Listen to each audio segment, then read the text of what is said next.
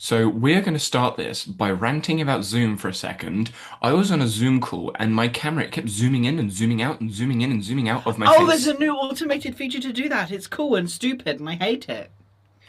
When I saw it, I was like, I've seen other people do this, but I don't want this to happen to me because every time I move, the camera moves and I'm a fidget. So it moves Mm, constantly. So as soon as I was moving my head in the middle of like talking, it would wait a second and then zoom in and then I'd move back and then it's zooming out whilst it it was it was it driving was me awful. nuts.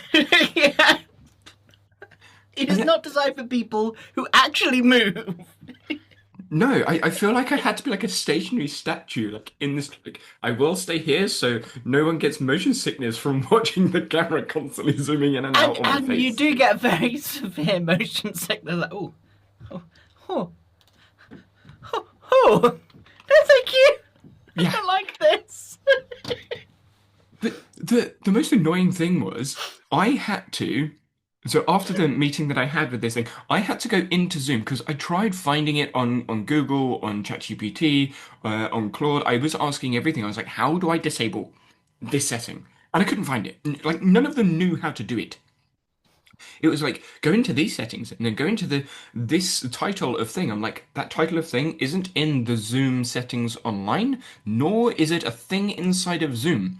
And the recording button that I've just tried to find, obviously now I found it because we're recording. The recording button also said, "Oh, it's the big circle button down at the bottom." I'm like, no, it's not. It's not Not anymore. there. No, they've changed it. That's why it's so bloody annoying. Because they've completely and utterly changed it, Exactly. which is very And annoying and stupid and dumb.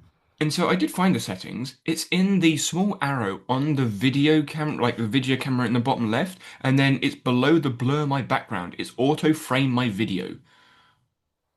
So where you're selecting what like video camera source to use, it's underneath that with the blur my background settings.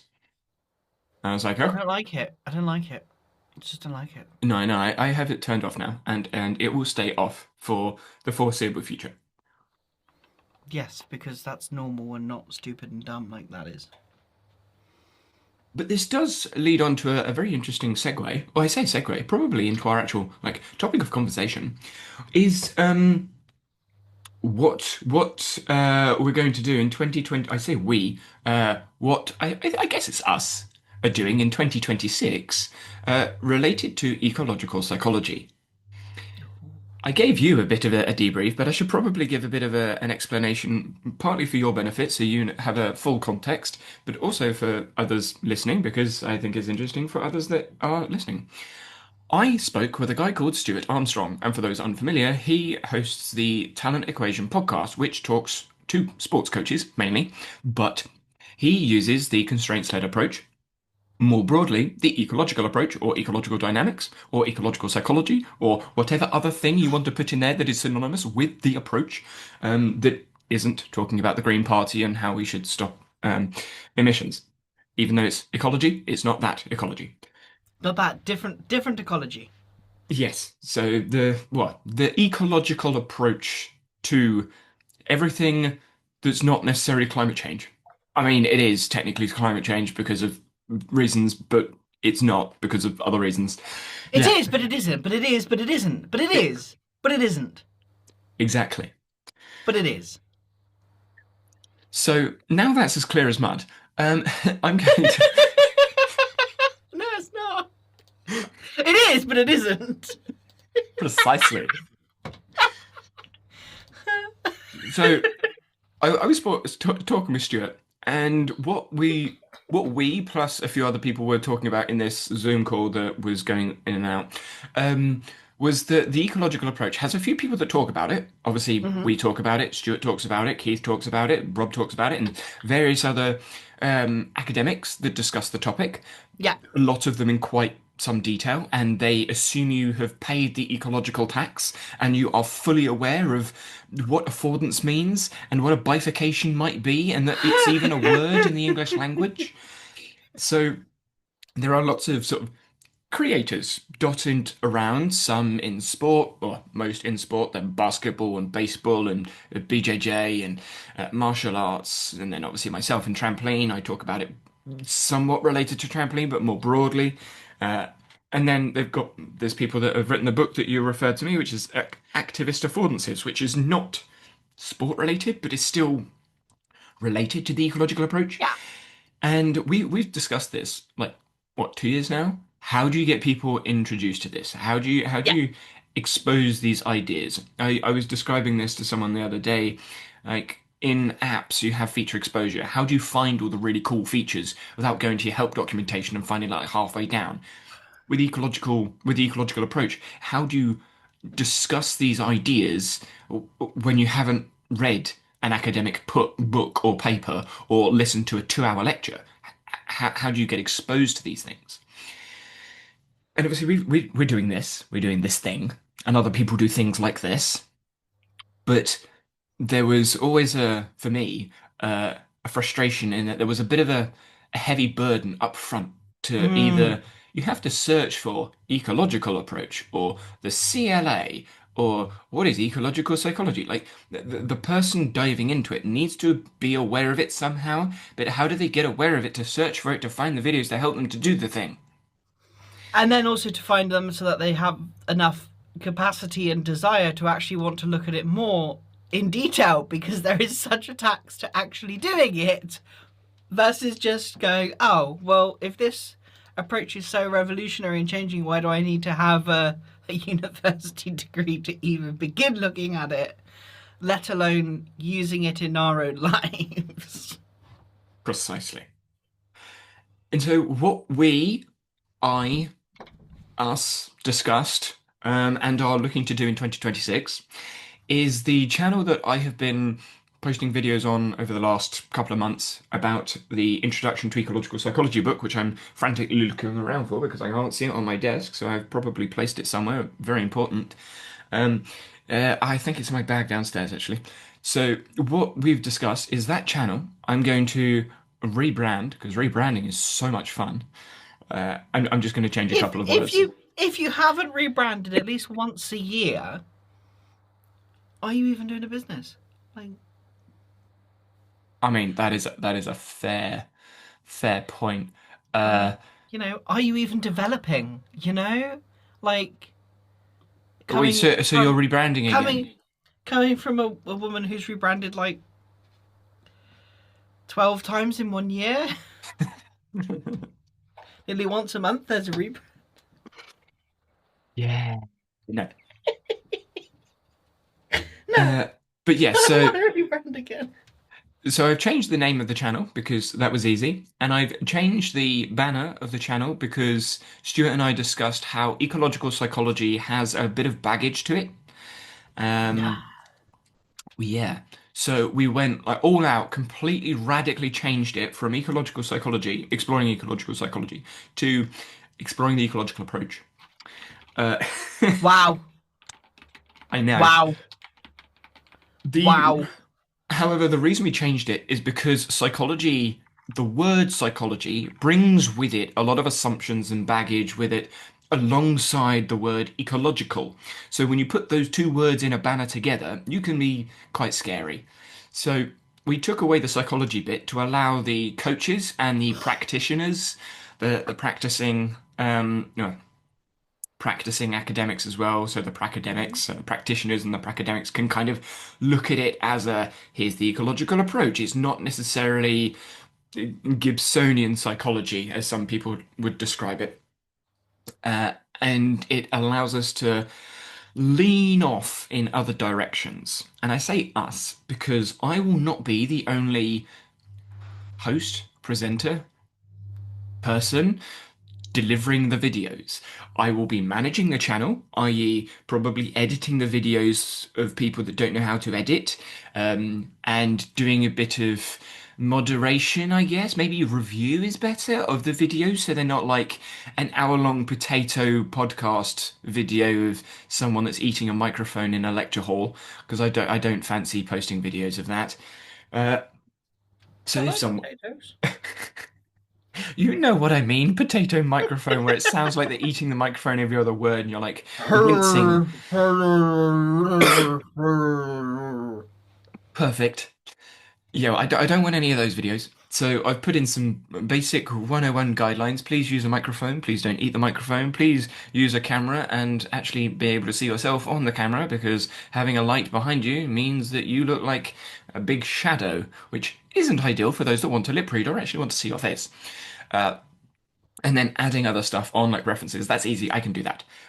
So I will probably be doing the post-production, which is very simple. Cut out mistakes. Make it so that you're not repeating yourself multiple times.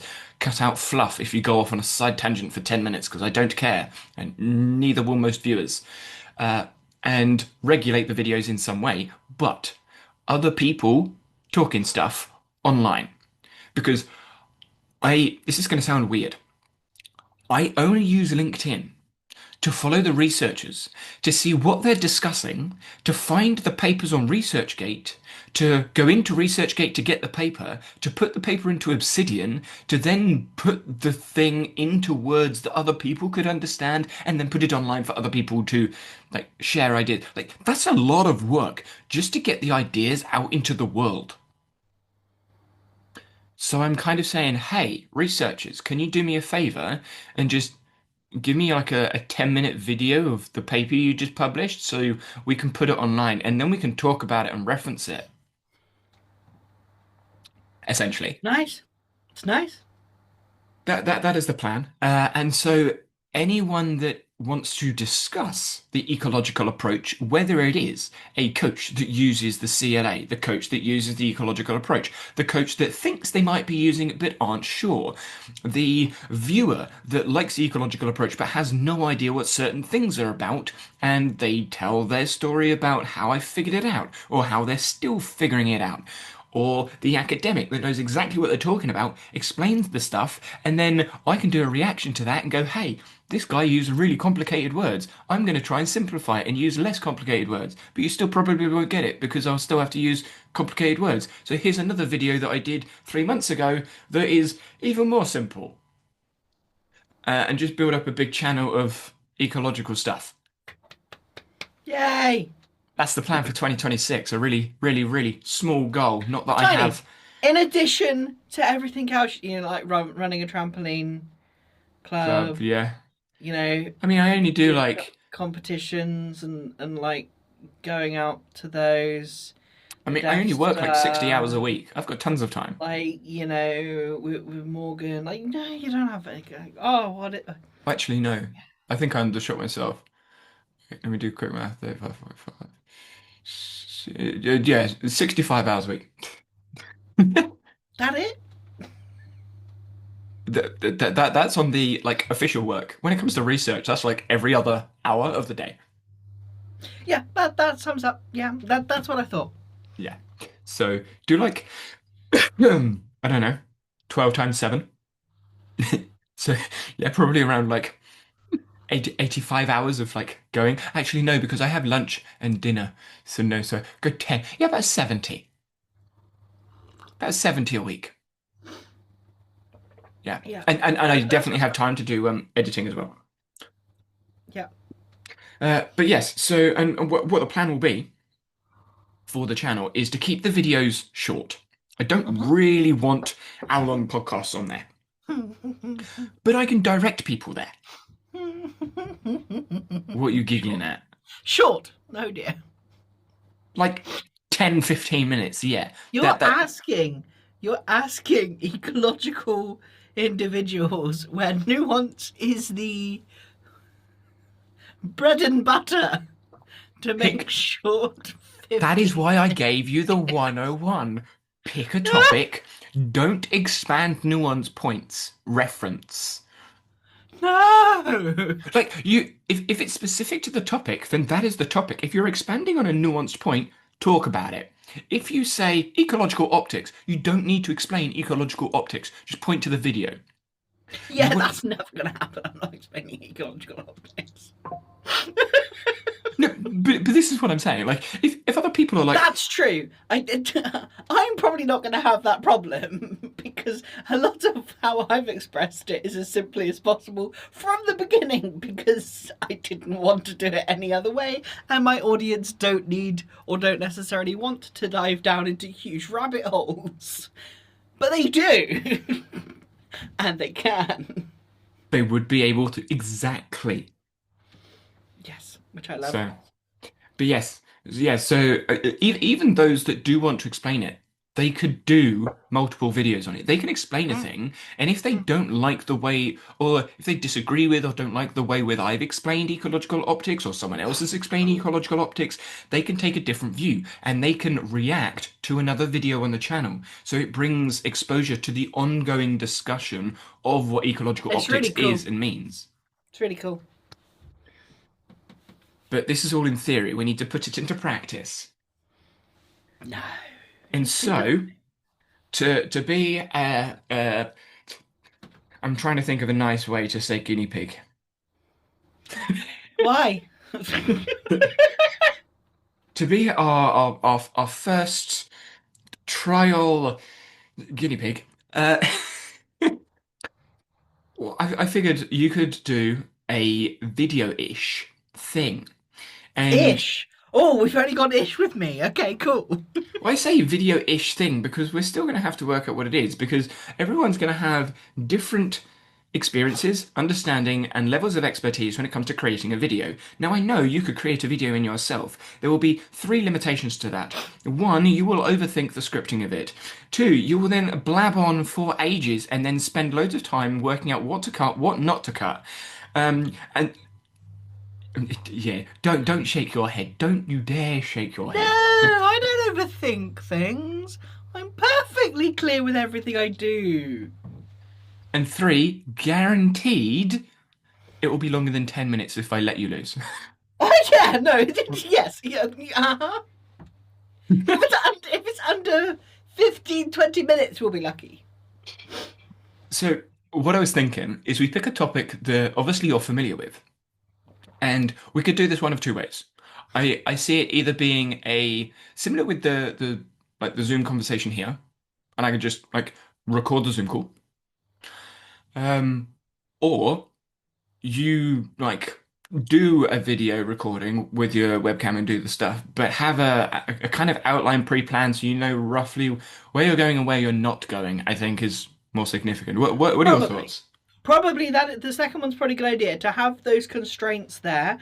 Conversation's always good. I'm faster with conversations because there's a back and forth and there's stuff. However, if I'm doing it on my own, it's more my language versus me letting you talk too much, which is often where I can slip into if I don't know what I'm saying before I'm saying it, I'm less likely to say. So then it will just slip into you conversing. But an outline would be a really good idea because that'd be a good place to start. Talking around probably the topic that I'm most experienced with would be neurodiversity and an ecological approach because that would be a fascinating conversation. There is, in fact, I can think of three or four different things. I was having a conversation with a client on um, Friday, yesterday, and they were like, "I don't know how you did it, but you like unlocked all of these things." Well, funny you should ask. Well, this is because my entire approach goes in an entirely different direction to what most people assume. It's the reason I came out as trans. It's the reason that I'm able to function in the way that I'm able to function. And they were like, I want you to talk about that forever. I'm like, cool. So there's multiple approaches we can take. Shock horror. I was just taking down some notes, as you might be able to hear in the background. That's why I have Fathom, because Fathom does it for me. Well, the idea that I had Mm. about 2 minutes before I came on the call uh, Hmm. was something along the lines of rewiring your brain. Okay, I'm right about that. Exactly, that's what I was saying, because I was like, what what do I see a lot online that I think would be an interesting topic to discuss? I've already got a video about rewiring your brain from Justin Sun because I've reacted to that. So there's already a related piece of content there. I know as soon as I said that, you were going to react to it and you're going to be like, oh, what? Yeah. No, that's not a thing. Uh, and obviously that relates to the neurodiversity and the way that they describe their Mm. fixing of problems. I need to rewire my brain. No, you don't. It's always rewiring. And so the three areas, I say areas, the three bullet points, the constrained Yeah, be areas, I careful. guess. Be careful, you go areas. Oh, yeah, exactly. The constrained topics that you There could we go. discuss. Stick to these points. Uh, I'm not being direct, and I'm not giving you an instruction, but I'm telling you. Oh yeah, you'll want to. So, well, I mean, with 3 points, I feel like you can sort of have like 3, 4 minutes ish a point, which I think is enough to go in, Yeah, discuss, share I an think it'll be opinion. enough to go in, not go too far, whilst also saying a lot. Yeah, I think you've got enough space there to share an opinion on them. So I think Mm. 3 points kind of fits. So I've got you're not your brain. No, you're not. Thinking is embodied, Yeah, and your brain is always changing anyway. yeah, So I feel like you could probably maybe expand those bullet points, obviously on your own, but yeah. That's beautiful. discuss That's a those. nice. That's great. Yeah, yeah. Yeah, I don't know what order or anything, but yeah, and you can sort of just ramble, chat, talk on those points. I mean, you can edit it if you want and just send me the raw file, and send me the edited file, or you can just send it over to me and I'll cut it up. It's up to you. I'll send it over to you because you're less likely to overthink what I'm saying. Like, I can talk. That's really simple. But when I edit, that's it. I get into way too much detail. I get caught up in the details. Like, oh, I didn't say this the right way, so I'll re-record it and I'll just do this, and then it keeps going back and forth. Whereas if We, it's raw, it's done. I imagine we will probably have a review process. We will probably need Mm. a review process for this because some people are going to send me slop, and I'm going to have to go no. So, and some people, this will be like the first time making videos, so they'll probably be kind of awkward on camera as well. So I You will, won't have that problem with me. no, no. But yes, if you send the thingy over, then we can go from there. If you Mm. want, because ideally we do it today, like Mm. because like we're on the call already. So if you want, you after the call, you can sort of do your video thing, send it over, and then we can go from there. So do you want to discuss rewiring your brain as a topic? As in now? Yeah, to give you some ideas and some material. Actually, no, because if we do it now, I would have already done it, and then I won't do the video. Okay, okay, fine, fine. I am. I'm like, if I talk about it now, I will talk about everything, and then I'll be like, oh, I've already said this. Oh, I've already said this. Let's not say these things because I've already said those things. That's fair. That's fair. The other thing that might be worth talking about is I'm changing my Obsidian use. Okay, I mean, me too. But go I'm on. intrigued. What's your changing of Oh, Obsidian use? I am tripling down on Obsidian. Like I left Obsidian for a while, and I've come back really hard. I'm in Obsidian nearly every day. Most of my time is spent in Obsidian when it's not doing other work. So I, shocking everybody, surprising everybody, never made that piece of content that I said I was going to make. Never published it. But I did do something different, Hmm. which was involved publishing content.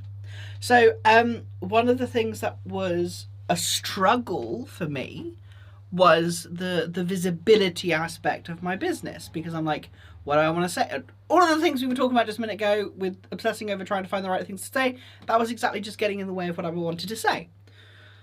And so I was like, okay, cool. Well, I want to be producing more because it's kind of the point of having a business and talking about the things that I want to talk about. It's important that I'm sharing my voice. But content has become this big, massive monster and scary and horrible, which means I don't do anything. How can I stop giving a shit? I feel like what I've just said might actually help your struggle. So, what I did, I was going to say I'm intrigued. I was like, okay, cool.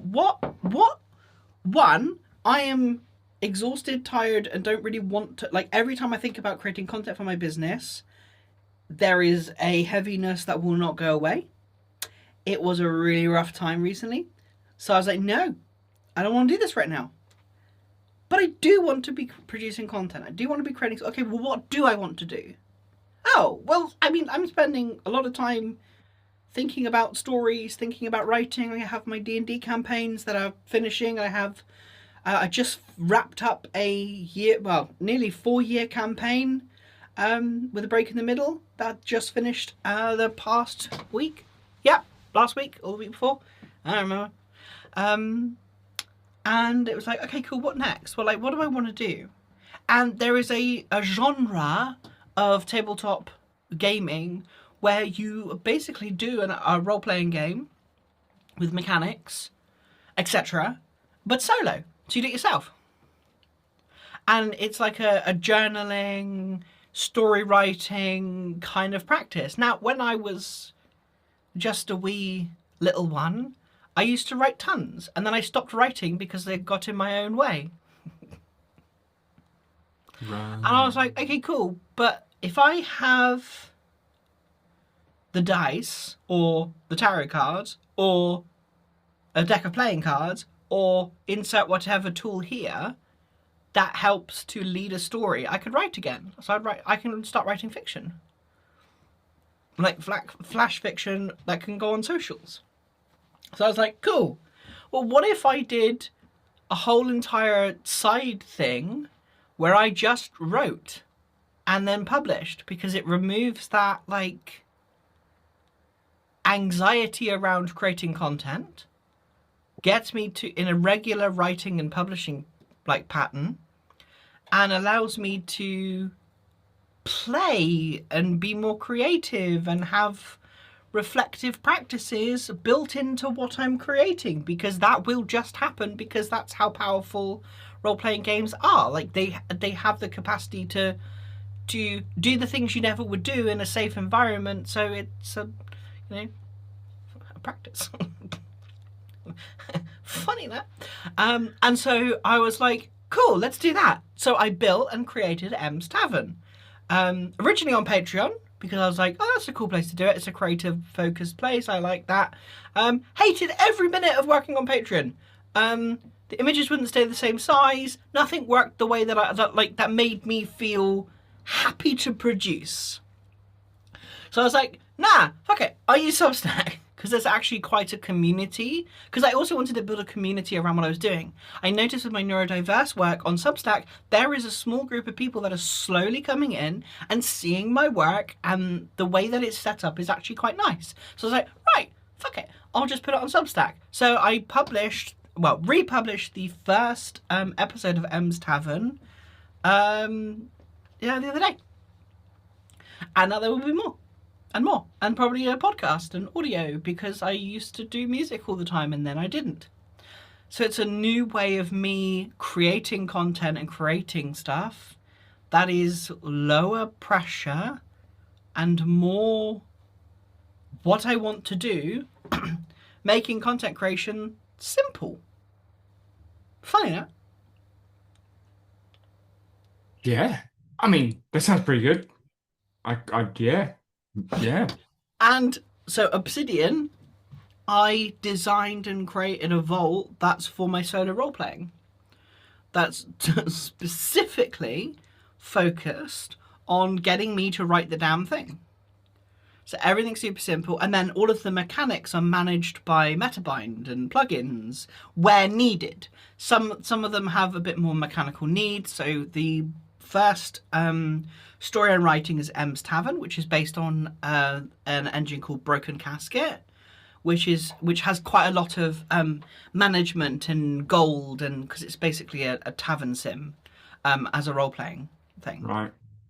And so I needed a way of managing that without having to spend all my time managing that. So that's what I did, is I basically used Metabind, set it all up, set up the templates, and then it's gone. Then we have another one, which is Corico, which is a more journaling focused, more journaling heavy focus with tarot cards. And so I was able to set up a separate part of that vault for that. And so I can have multiple games running with multiple different templates. And then I have oracles, because there's the solo role-playing toolkit for as a plugin for Obsidian, which basically means you can generate tables. As I'm building like what I'm creating and what I'm making, I'm able to create tables, put them into Obsidian, and then they basically generate like prompts. For example, I had something recently where the character made a new tea, because the brewer found a new ingredient because that's what I rolled. It's like, oh, cool. Well, what about making tea? Oh, I need to get some ingredients. Right, let's go find some random tables. And then I found some random tables, put them into Obsidian, and now I roll tables. And it's super simple. It is a completely different use case from me, but I I mean, know. I was expecting it to be because we are completely different people.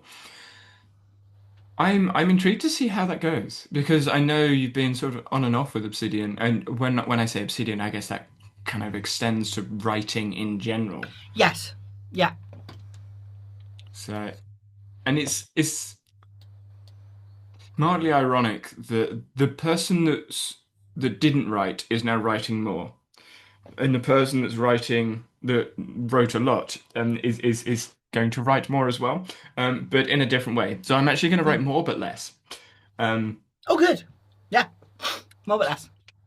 yeah, yeah. Like what I was mildly inspired by Capano's workflow and have been for a while, but I've never really grasped the use case for me because most of my projects are projects. Like I have a project file and I work from the project file, and that is it. It's done. But moving into 2026, what I think is going to happen is I'm going to need more collaborative space inside of my writing tool, not to work with other people, but to keep track of what other people have been doing. Because my sources, it doesn't matter what I do Mm. with my sources because they are just random scruffy notes. But if you do a video on something and Stuart does a video on something, then Andrew does a video on something, and I want to know what you discussed in which video, I need to be able to either follow every single video that goes on the channel, which I could do and I will know, but finding that reference is going to be hard, Mm. or I need to write it down somewhere. And so Obsidian. And what I've done is I've used Capano's uh, structure to in certain ways, and I'm leveraging bases a bit more as database views inside of files. I have a daily note that I'm referring back to, so I can kind of keep track of when I'm working on stuff, when an idea came to me, those sorts of things, and I'm testing it at the moment. And what I've already changed how Capano. Well, I didn't even start with what Capano did, but I changed how Capano's system worked anyway because he doesn't write in his daily notes. Um, I need to put tasks somewhere. I just need to put tasks somewhere. So I'm putting tasks in my daily note as well as having the actual notes. So I've already got 13 notes for today. Um, unlucky, but yeah, that's Whoa, whoa, whoa, whoa, whoa, whoa. All right. Okay. So, Capano's flow. Tell me more about that because I don't actually know much about that. I have a note on that. So Ah, funny that. yes, essentially, I watched a video popped up on my feed. So I watched the video which goes over his um, well, his so the video is called "How the CEO of Obsidian Takes His Notes and then in brackets underrated genius." That's what it is on YouTube. And essentially, Capano doesn't use folders. He just uses links to navigate everywhere, which well, links and quick switcher, so same as me. And he uses the daily note as a reference of like going back to the thing. So he has a date field called created in each note. And so when, like, for example, right now, I can go to the like today's section, like today's daily note, and then go to the note on this meeting that we're having. Mm. That's a different meeting. I've just gone to a different meeting, of course I did. Uh, and the title of the note is timestamped. So it's got the date, and then it's got the timestamped. It's got the time created. It's got note and journal as tags. I will probably remove those, but I'm not sure. And then it has all the information about this meeting Mm. inside of the note. So there's loads of properties, and then the default templates bring stuff in. So I've got a category which is meetings, and when I click into meetings, it then shows me all of the meetings. I've only got two in there. There's this one and Stuart's. But then I can go to this meeting and I can see what's being discussed. So we've got you are a person. The topic is ecological psychology. The location is on Zoom. The category is also in podcast episodes because this is a podcast episode. We're talking about the ecological explorers. I then have the how to rewire your brain videos and idea. All of those are different files that I can go out to. So when I reference ecological explorers, and I can go into ecological explorers, I'll see all of the places it's been referenced because the base that will be in there. And then inside of ecological explorers, I've got like companies because it's technically a company. It's a group of people. Yeah, yeah. And so people, you've got Stuart, myself, Andrew, and then I can actually add you in there as well now. So that's there. And so it's a cleaner way to jump around all of the different things that is going on, Hmm. which it's working at the moment, but I've only been doing it a day, so we shall see. Where I'm Hmm. intrigued to see the benefits of this is because I haven't applied this into my research yet, um, is to the research files. Because what I noticed as I was going through the book is I was referencing past videos, saying, I spoke about this in this video, I spoke about that in that video. Um, and I can see all the links starting to grow. And with other people doing the videos, I'm intrigued to see which file gets referenced the most. Oh, that'd be interesting. Yeah. Because inside of, let's jump to, I think, affordances was a big one. Kind of. What? Let's go back. Go back. That was huge. Ecological acoustics. Uh, there was one video that was just referenced a lot. I mean, affordances, ecological acoustics. Yeah, let's. No, I can't find which file it was in. But you know when you look at the local graph inside of Obsidian and you get Yes. tons of arrows going into one thing and it kind of looks like there's an outer white line or black line depending on light or dark mode. There was a file like that and I was like, oh, there was a lot of things like directing into that. And I think that will be interesting to see as I move forwards with the research. Hmm. Um, so we shall see. But yeah, so my use of Obsidian is changing. How I'm using Obsidian is changing.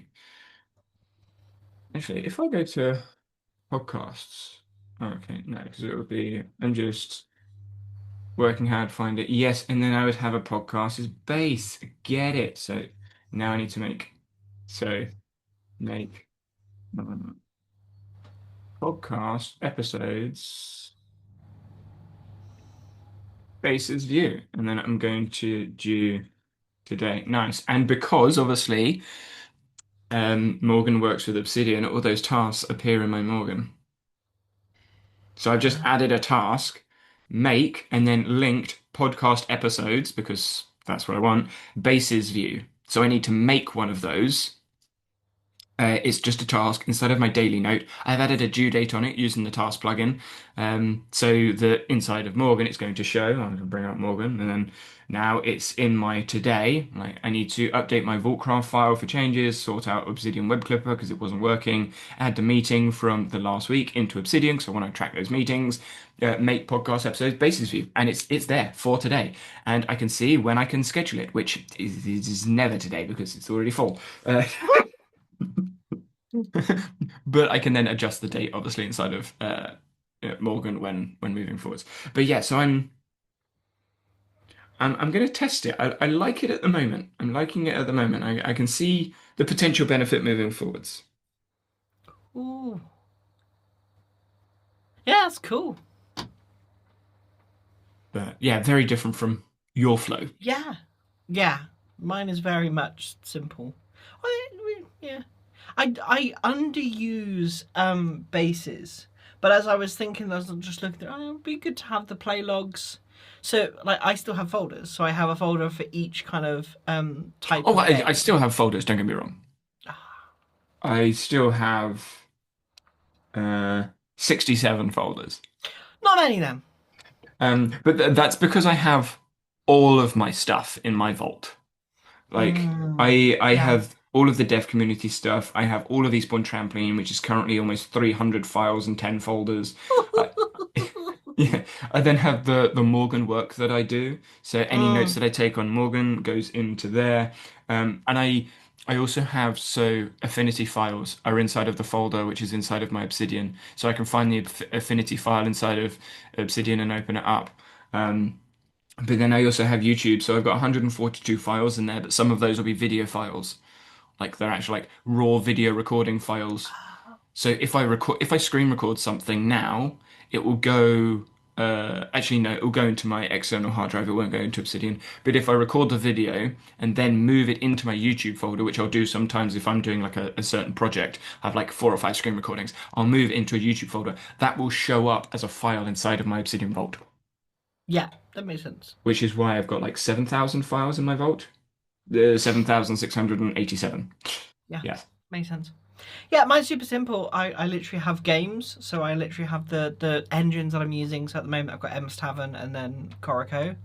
And then I literally have the play logs. So they're basically like daily notes, or not daily notes, but they're basically the log of the session. Kind of like your content like files basically, or they used to be. That's kind of what I've done here is I've created a version of that, and I can track it by the engine that we're using or whatever it might be. So super simple, but also advanced enough that I can track everything that I want to without having to think about it, which was the main aim, is just to make it super simple. I think I will put some bases in because I think it'd be good as the play logs grow to be able to see each like game and how many games I'm playing, what they look like, and just track which ones I'm enjoying more, because there's plenty of engines that I want to play around with. Yeah. And I'm also finding that like now I'm finding that I'm like journaling but not journaling. Like I'm writing different ideas down because previously it was just in like at the top of the note I'd write an idea down and then I'd find an action from it and then I'd do the action. But with this I can just write the idea down, have a like link it with a couple of things and know that like it won't be lost. yeah, Similar with this morning. Like even though I have 13 net files from today, that's because quite a few of them were made at like midnight or 1 o'clock this morning. So they were today, but they were not like so are today you today. having more kind of like dare I say atomic notes? You could class them as atomic notes, yeah. I mean they're more like couple lines of things, but yeah, they are very, very small, insignificant files. Because that was what was intriguing me, because it sounds like it's literally the exact opposite to what you had, which was sprawling massive docs to small, really small, tiny things. I'm certainly testing it out, and I think the main reason I'm testing it out is because I was finding myself, the more I work with other people, the more I need to take small notes Yeah, that makes sense. because I can't just sit there and write 2,000 words. Yeah, that makes sense. I've got to write a couple of small notes here and there, and in meetings I was finding myself writing notes in different places, or I was just like going into my big Morgan job um, file and then just writing notes at the top until I had like I'd done the thing that I needed to do, or I turned it into like most of the time it was turning Yeah, it into a task inside of Morgan. But if I can do it inside of Obsidian faster, then great. Like yeah, if that I makes have sense. a spur of the meeting with spur of the minute meeting with someone, I can just quickly create a note, attach that Mm, person, and then write down the things. And the task will appear inside of Obsidian, which obviously get thrown straight back into Morgan. nice. So I also want to track my time a little bit better on Morgan because with the Morgan in review, I don't know if you've seen it. So when you go into Morgan, there is a year at review button. If you go into the preferences, or you should do anyway, you click on your face, uh, and that's great. I haven't actually updated my app, so I'm going to restart and install that. Uh, Yeah, me neither. my web app was updated, but yeah, so there's I'm still not on the web app. I'm like, no, I don't care. the web app's updated faster than the desktop app because obviously it's easier. But Yeah, that makes sense. yeah, so there is a year in review option inside of Morgan where you click on the profile picture and it says check your 2025 year in review. So I pushed that and then had a look at my year in review after it did its calculation-y stuff um, and realized that I actually don't track most of my meetings. Oh, interesting. So I was looking at it and I'm like, makes sense because you've got typical sessions, days you showed up, and then what kind of person you are. Um, and yeah, when I was thinking about it, it's like actually, I don't actually put any of my meetings on my calendar. No. Excuse me. So I've started doing that. Nice. Like the organized meetings, like this, yes, but the Yeah. spur of the moment meetings, no. Yeah, that makes sense. Yeah, that's cool. I'm now Yeah. very intrigued. I am mildly terrified at my day though, because I've just looked at my day and I have 1, 2, 3, 4, 5, 6, 7, 8, 9, 10, 11 different things due today. That's fine. You'll love it. You love it. And then I You'll have a love task it. at the top, which is actually a project. So when people say they can't stand having like 2 or 3 things at the top of their calendar, I'm like, I got 12. This is why I need a limit of 20, not 4 like Google Calendar. So I am a fire starter. that's what most of the Morgan team are. Quick strikes, maximum impact. Ooh. What do you think? I have no idea. Okay, yeah. I said that to Andre when he was developing. I was like, I feel like people will go, oh, that's nice, and then move on. Pretty much. Yeah. But it does expose the potential for analytics in the future. It's really cool. I like that. So yeah, I do like the analytics. I have finally updated to the new version of the Morgan 4. oh, to Morgan 4. Woohoo! Woo!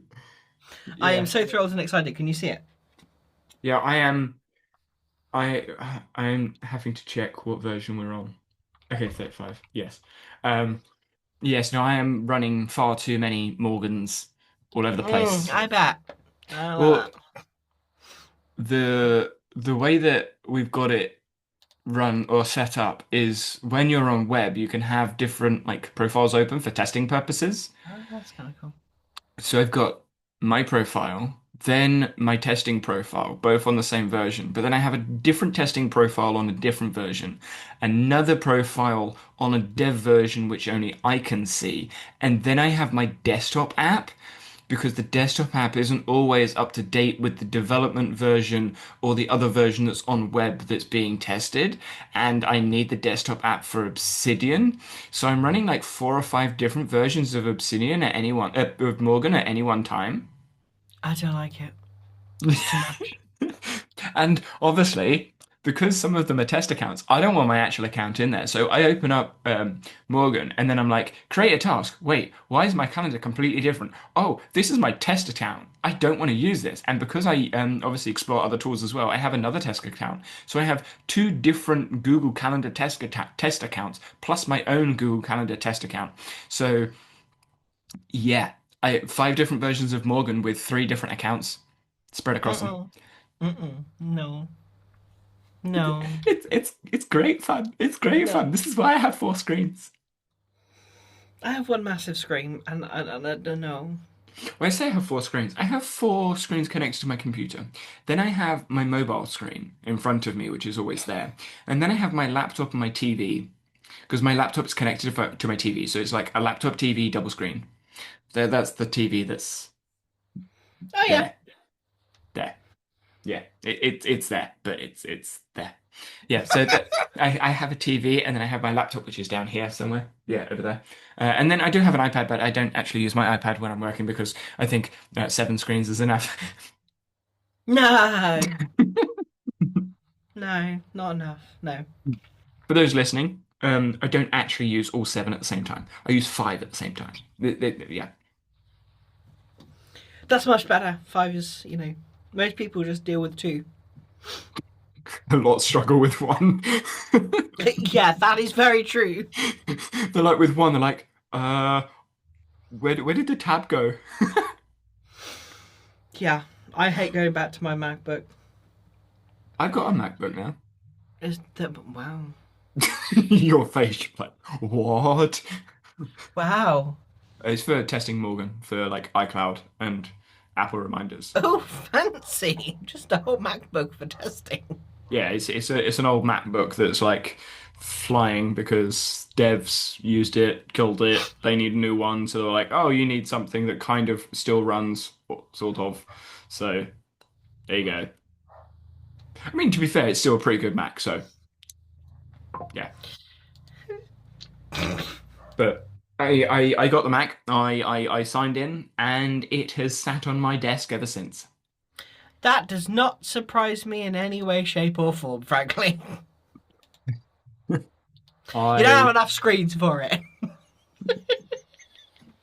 Well, I mean, if I unfold it, I'm like, well, where do I put it? Because wherever I put it, it's either going to be on a book or on my phone, which is another screen, or it's going to be covering up one of my other screens. I'm like, I don't have. Yeah, I I know people say my desk is a mess, but I have a blank space that where my book should be, and I feel like I don't know. When you wear watches or bracelets and things, and I guess with your glasses, when you have them off, you're like, something doesn't feel right. The book isn't there, and it doesn't feel right. I'm like, I need the book. Like, it's not. There's this blank space that's kind of clean, and I don't like it.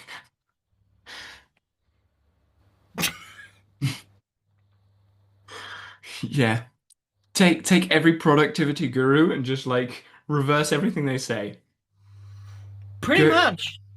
Go to bed at 2 o'clock in the morning. Wake up, and the first thing you do is go on your phone. Then go to your desk that is covered with stuff, with loads of half-started, half-emptied projects, with fiddle toys all over the place. I say toys, like one of them's a letter opener from Lanzarote.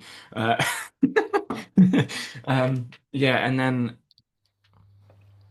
have multiple screens with multiple things going on at once. I mean, I have you showing twice on screens, so I guess that's kind of constraining. I then have Slack with multiple messages, and then Morgan and Obsidian, and then two Zoom screens, and then my phone that's constantly buzzing because I have notifications coming up on my phone all of the time. I just that gives me anxiety.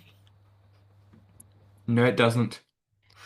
You give yourself anxiety from hearing Okay, about the fine. experience. Yes, I do give myself. Just And then I uh, have a mic in my face all of the time because the camera's constantly pointing at me. yeah, yeah. That doesn't bother me. It is the constant notifications So of that all of that, it's not the was it 3, 4, 5, 6, 7, 8, 9, 10, 11, 12, 22 books. It's not the 22 books that are no, all of course like not. scattered around. No, It's the no. notifications that just pop up on my screen. You're I've got counting. about 10 around me, and that Okay. oh no, 10, 11. I have my I've only got birth 10 at the moment. I have my birthday cards. I love that. Yeah, from the end of October. I recently did a big clear out of my desk because it was becoming crazy. I at one I point clear out had my desk, two. and within like a day, it's back to a mess. I'm like, why do I even bother? Well, I have I a clear out my notepad in front desk of me that I haven't used only in 4 years. only when I can't, I don't enjoy functioning when it's not functioning for me anymore. I will just change it from there. But I literally went from because of course now I have a PC and I have a Mac, and most of my work is on my Mac, and most of my like not work is on my PC.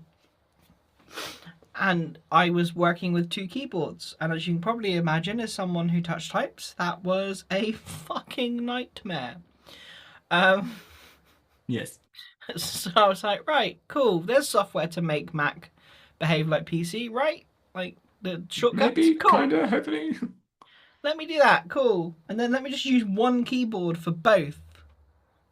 Like, yes, of course, a fully complicated, all singing, all dancing keyboard for a Mac is a bit silly, and you know, my MMO mouse with 16 buttons does not work on my Mac, but I only Yeah, no, have I one. have a default laser pointer mouse. Like it's wired, it's got a laser like on the back. It's yes. Yeah, mine is fancy all singing or dancing because I do play games too. Yeah. I've just been looking at my desk and I've realized there is organization in it. Yes, there is. Of course, there is. But Like, why are we even assuming it's not? but there's actually Self-organization. quite a lot of logical organization which I'd Yeah, never acknowledged before. yeah, So I have a desk mat, right, for obviously the mouse. On said mat are all the things I use. yes. but nothing else goes over the mat. Yes. But I didn't do that. Like, I didn't consciously go, let's not put that on this mat. Like, Well, that presumes we have conscious and subconscious. So there we go. I'm subconsciously organizing my desk. Yeah, I mean, I have, AKA self-organization. yeah, I have my mini pair of scissors, which is next to my medication, which I take every morning. I then have my very regular fidget toy, which is a metal letter opener from Lanzarote, a pen for when I'm like clicking stuff and I need to do something else, glass of water, and then phone. The mic then impedes this space when I'm using it, and when I'm not, it kind of goes into the right corner. And then the book kind of crosses over normally in my space, which is probably why I notice it's not there. But that's my active book. The next active book is right in front of me, so I can see it underneath my two main screens.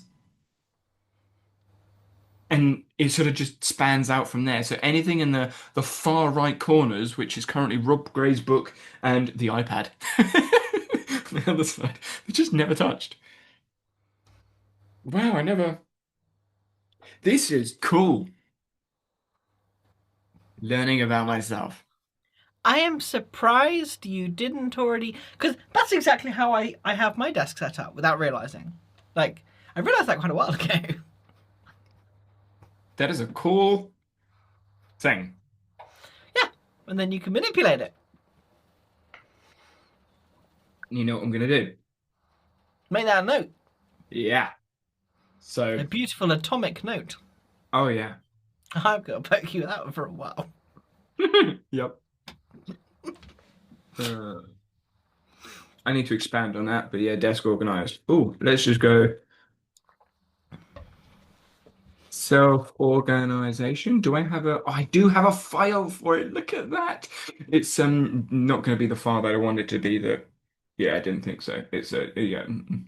Going to have to sort that one out, but no, can do that another time. Can do that another time. Don't want to do that now because then I end up getting into a rabbit hole of like doing various things with research and like nope, nope, should not be doing that. So let's go back to my daily note and pretend that I didn't just do that. I I, need to pretend you didn't do it. You kind of have to not talk about it. it's how I vibe code. You know, you do stuff. Claude messes up the back end, and you go, we don't talk about that. Oh, yeah. We don't talk about the back end of Claude Code. No. But yes, Mm-mm. so is there anything else you want to bring up? Because I feel like this is a good segue. Because I feel like the conversation has come to a natural close. Yeah. Um, do you want to just get on with recording the definitely 10-minute video?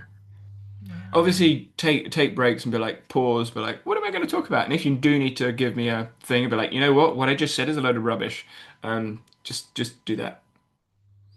Cool. Because that's how I do it in some of my videos. I'll speak. I'm like, you know what? Scratch the last bit because that was just rubbish. Or I'll say Cool. scratch it. Yeah. I will do that. I'll just record it straight. That's an easy thing. I'll Because then you grab just the push the record bullets that button we and then mentioned. Yeah. I'll yeah, grab the bullets that we mentioned so then I can try and attempt to keep on topic. yeah. I mean, you're not your brain. Thinking is embodied, and then brain is always changing. And then how to rewire your brain. I also thought while you were talking about this right at the start, because I added these notes down in the little file that I made for it, atomic note that I made for it. Yeah, yeah. Uh, using your client as an example of exploring it might be an interesting way to intro the topic. Mm. Because obviously, we, as in the 101, you want to be able to hook it. So you could say something like, I was chatting with my client or chatting with a person or whatever, uh, and something about rewiring the brain, like use the rewire the brain in the hook, obviously. Mm. Um, and you were like, no, I don't do that. I come from a different approach. And then you can say the different approaches or reasons why you came at trans and you did A, B, C, D, E, F. And then you can go into the points. So I thought maybe those two could be a nice way to hook That it. made that so much longer, but yes. So much longer. What do you mean? Or it could make it longer. Well, Mm. using your client example, that could be like one or two sentences. That's true.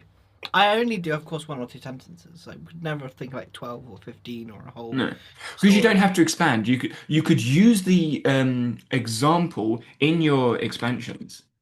That's true. So you could Yeah. say, I was having a chat with a client recently, and they said this. Well, they said I need to rewire my brain, and you were like, nope, don't agree with that. I thought about that, but since then I've changed my thinking. I now think from an ecological approach, and it's helped me come out trans and think like this, and not stress like that, and do this stuff.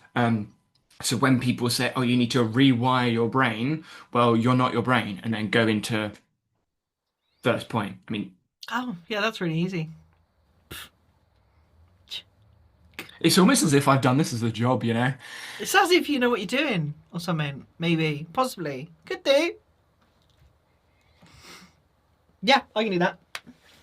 Nice. Right. So I guess what I need to do now then is go into my daily note. No, no. Yeah, so if you send that over to me, I imagine I'll probably get like a 25-minute file and then I'll cut it down to whatever it is. 25 minutes is generous. Generous. Actually, it might be 25 because it's not that much to talk about. Well, there is, but there also isn't. We'd be fine. Hmm. And if you do find yourself going, I need to reference something, just explain what you want to reference, and then I can put a reference in it, or I can Cool. direct it to a video somewhere. Mm, mm. Yeah, I will. You might find references as well that you have that I didn't think of as well, thinking about it. Well, if I won't add references in that you don't know, I will probably just like reference the videos Yes. rather than like academic references because there could be I think I hundreds would of be those more likely to reference videos versus papers, papers because unless it's a that is video on a my paper. audience. Yeah. So when you, Yeah. because I imagine people from the coaches side may use like the balance bike study, which I've done a video on. So instead of Mm, referencing the study, I would reference the video in a yeah. card in the video. Mm, Uh, yeah. Yeah. Cool. Woo. that's right. Thanks everyone for listening. Have a good Christmas and New Year because that's a thing right now. Uh, Yes. and speak to you all in 2026.